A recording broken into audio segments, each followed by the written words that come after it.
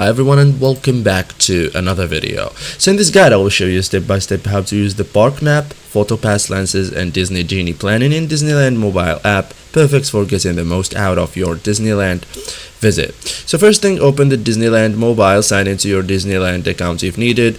Use the interactive park map, like the map helps you navigate Disneyland resort. So tap the map icon at the bottom of the screen here, browse nearby attractions, restaurant, shops, restrooms, entertainment and guest services. So zoom in or zoom out and tap locations to view additional details. Okay, you can also switch between Disneyland park and Disney California Adventure using the park selector.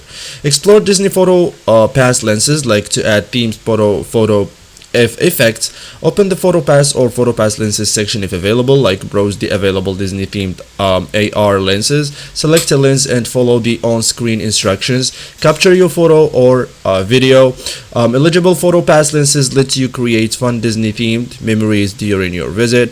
So you use Disney Genie planning, like Disney Genie helps you organize your day. So open the Disney Genie section from the home screen or menu, like select your interest, favorites, attractions and preferred experiences if prompted, and review the suggested and recommendations, like itinerary. So Disney Genie updates its recommendations based on current park conditions and your selections. Okay, so adjust your plans throughout the day, like as you enjoy the park. Refresh the map to view updated attraction information. Check Disney Genie for new recommendations and use photo pass lenses at different locations throughout your visit.